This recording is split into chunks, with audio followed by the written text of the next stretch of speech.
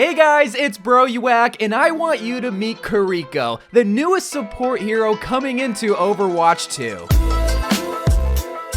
Kiriko is a Japanese character whose gameplay is inspired by the old traditions of Japan mixed in with her own modern style. With a hero kit powered by the Kitsune spirit and old school tools like kunai Japanese leaflets being used, she has got to be one of the coolest heroes to be witnessed on the battlefield, not only just from her gameplay, but also from her looks. She's got a fashion sense that was almost ripped right out of a Japanese hypebeast magazine. And in this video, I'm gonna give you a beginner's guide of everything that you need to know when it comes to the brand new ninja hero.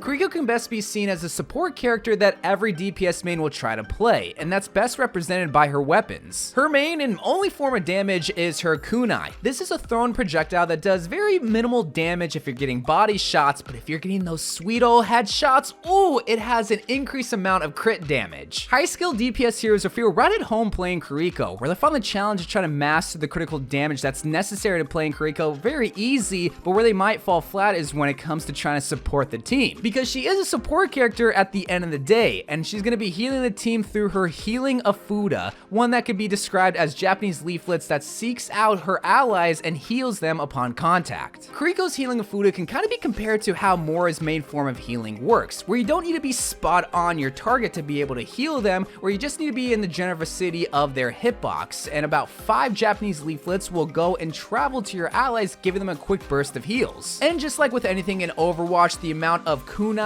or paper that you have at your disposal will change depending on nerfs and buffs throughout the life of Kiriko, but at the start you will have 12 kunai that once you run out of the 12 kunai, you will have a reload animation. However, with her healing Afuda, you do have an indefinite amount of paper that you can have at your disposal, but after every 5 papers that you send out, you will have to wait a small amount of time before you can send out another burst of heals.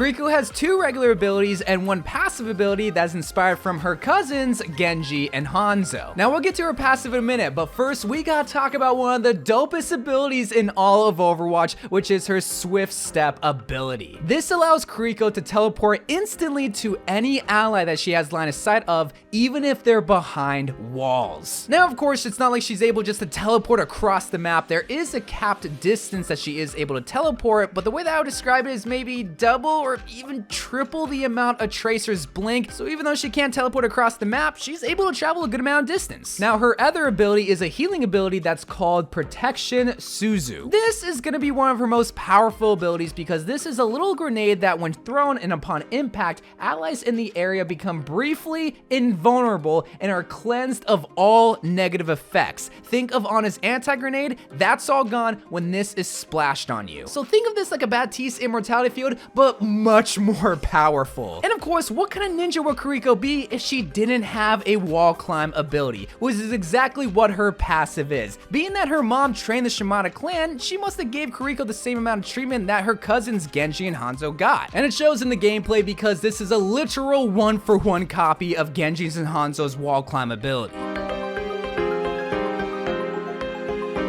Kiriko's ultimate gives Ashe's ultimate a run for its money for who has the cuter companion, but when it comes to Kiriko, here her ultimate is her Kitsune Rush. After executing a few hand signs, she summons a fox spirit that rushes forward that accelerates not only the movement, but also attack speed and cooldowns of herself and her allies. Now you do have to stay within this confined area to get the boost. It's about 5 meters in width and maybe about 20 meters in length. That's represented by these ghost-like structures that's called Toribis. Sorry if I mispronounced any of these Japanese names, but just to reiterate, anyone that stays within this area, whether it's yourself or your allies, you're gonna shoot your gun a lot quicker, heal way faster, you're gonna be moving as if you're coming right out of the Naruto anime, and your cooldowns are gonna be cut drastically. This really is gonna be the ultimate initiator for any team. If I get it because it's an ultimate, I'm sorry.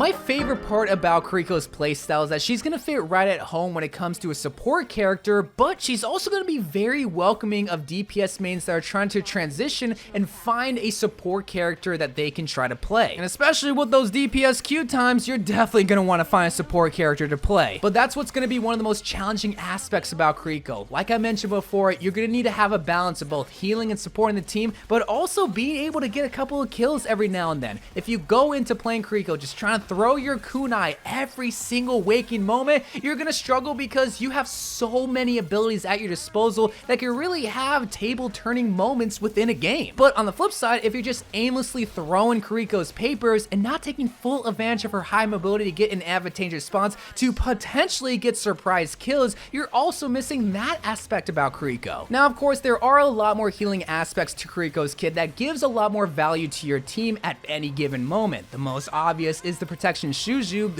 her immortality grenade, where a lot of Kiriko mains at the beginning, I'm sure they're just gonna splash this on their allies just because they have this ability, or even worse, splash it on yourself and use it a lot more selfishly. If you truly look at this ability as the best nope counter to anything, whether it's on his anti-grenade, if you want to nope that away, you can, but especially for something like Junkrat's Riptire to just straight up counter it and say nope to killing with the tire, then you can also do that too. This is going to be the most crucial part about Kiriko's hero kit, that when the enemy sees this ability used, they're going to use a lot of ultimates because there's going to be nothing that can counter their ultimates incoming. So you have a lot of power in that small little grenade, and that's going to be the make or break moment for a lot of DPS players that want to transition into a Kiriko main, is if they can unselfishly worry about the team, but also more importantly, heal and protect the team. But while that's the make or break a moment for DPS players, this is going to be the make or break a moment for support characters that want to become a Kiriko main, is if they have the aim to be able to get the critical increased damage from her kunai. If you're just getting a bunch of body shots and sometimes healing the team, you're not unlocking her true potential. While you're still doing somewhat of a good job healing your team, you're really going to become a Kiriko god if you're getting that critical headshot damage. While it's fortunate that the main job of Kiriko, which is healing, doesn't require a lot of aim mechanics, it doesn't mean you should disregard it, because if you really practice your aim and you master the kunai and get that crit damage, you're going to not only be falling in love with Kiriko, but people are going to be falling in love with you, which means that you're finally going to be able to get the E-girl or the E-boy of your dreams. Not to mention if you do it with like a soldier or a Genji and you pair both of y'all ultimates up where they get a speed increase but they shoot a lot quicker, oh, they're going to be asking to marry you on the spot. That Kitsune Rush truly is the best support initiator ultimate in the game. You just have to initiate the team fight every single time you have the ultimate. Don't waste it when your team's dead. Do it at the beginning. And that, ladies and gentlemen, is everything that you need to know when it comes to the brand new hero Kiriko. And if you want to check out my other videos, I'm going to be looking at the battle pass in detail and just giving a whole entire summary of everything that's brand new that's coming into Overwatch 2. But I love you guys. Thank you guys for watching. More Overwatch and Overwatch 2 videos to come, and bye.